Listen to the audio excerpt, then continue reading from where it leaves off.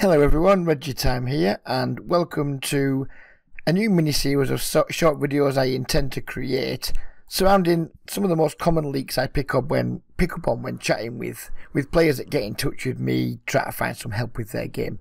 And before I go on, it's just going to be a short video, but before I go on, if you do enjoy my content but aren't yet a subscriber, please do hit the subscribe button. I've kind of got a little mini goal for myself to try and get my channel to 1,000 subscribers for Christmas. We're about 250 short at the time of making this video, so please do subscribe if you're not already a subscriber. If you enjoyed the content and you are a subscriber or what have you, please hit the thumbs up button. If you have any questions, please leave them in the comments section, and yeah, get involved. I want my channel to be as interactive as possible, and I genuinely do enjoy reading and responding to the comments, whether they're genuine questions, whether they're gentle, mild, amusing trolling, or whatever. I tend to try and get involved, apart from with like the spiteful stuff, which I just tend to ignore.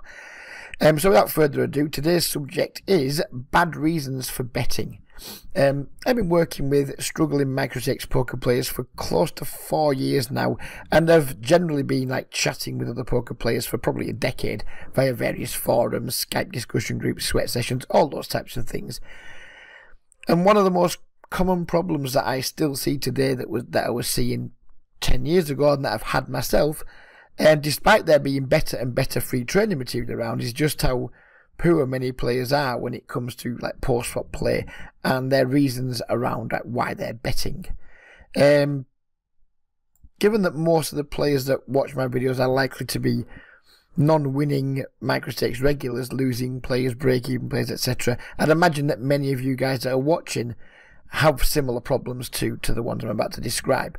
The most common bad aggression I see post-flop tends to come when players are out of position with marginal hands, and this is both in single raise pots, but also quite often more damagingly in 3-bet pots.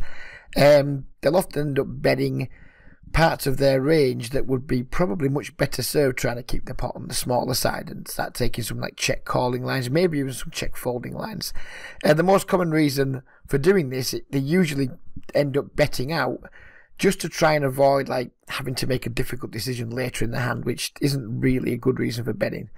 When I've asked players why they make a bet with, say, I don't know, decent second pair or a weak pair top kicker, particularly when out of position, the answer will often boil down to them having made the bet for information.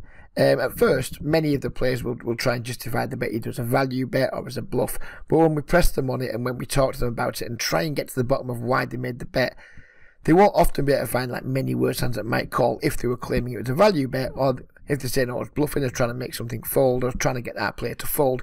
They won't often be able to name too many better hands that will fold, and quite often they just want to try and make people fold air to avoid tough decisions later.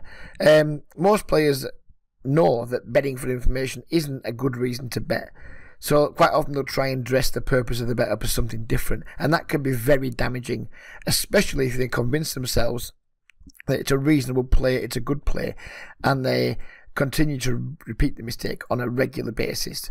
But here's the thing, in modern poker, which is in poker in general, I guess it's always been the case, particularly online where we play lots more against regulars than we do against bad players.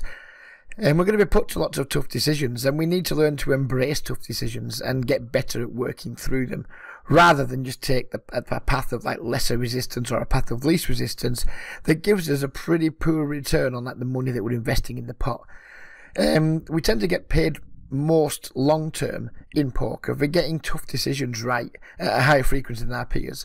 Tough decisions that are made correctly with decent frequency have a very high premium, both in like the money we save when we make some decent check folds rather than betting out, and money earned with making some decent thin value bets or some decent bluffs.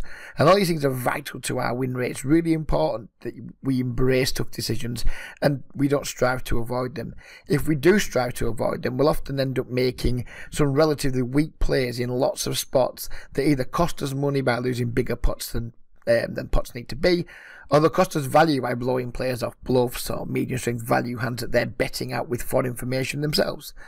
Quite often I'll see people like raising top pair on a flop, when someone might be betting like a worse top pair or an under pair or something like that, and then I'm like, why are you doing that? And they can't really explain, and quite often they just end up making players fold hands that they may have continued betting with in some way, had they had the nerve to just call and see some turns and maybe deal with some bad cards that might come out for them. If you frequently find yourself betting made hands and primarily hoping for folds, which is a lot of what I see with these guys, they'll have a weak made hand of some description and they'll bet, and I'm like, why are you betting? I'm hoping you fold what, etc. And very rarely do they find many better hands. They just want them to fight. People would just bet to make people fold over cards, etc., or to make people fold draws and things, which isn't too bad at making them fold draws, I guess. But quite often people are betting with a made hand, just hoping people fold worse, which is not a good reason for betting. If you're one of those guys and you find yourself doing that quite often, then it's pretty likely that you're also not going to be playing your ranges particularly well as well. It's likely you're going to want to think about how you can improve this area of your game. The thing is, all is not lost though these days. It's not a particularly challenging leak to fix. It often just requires just a little bit of study and developing the ability to hold your nerve in tricky situations, rather than just blasting off, firing bets off left and right, or folding too easily because you just want to avoid tough decisions. That's typically what people do when they're in a tough spot. They will either blast off and say, fuck it, I'm all in, how bad can it be? Or they'll just fold too easily.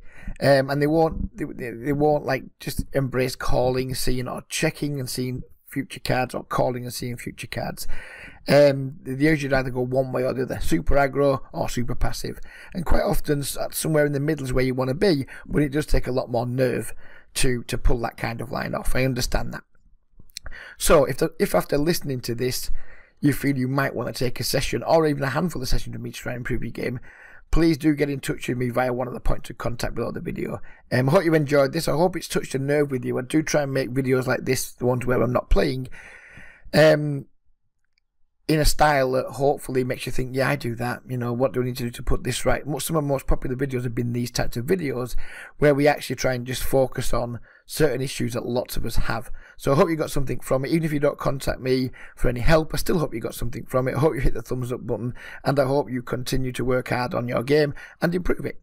We'll leave it there for now. I hope you guys have enjoyed the video, and bye-bye for now. We'll be back soon with another common, what we're calling it, can't remember now, another common leaks for struggling players. Bye-bye for now.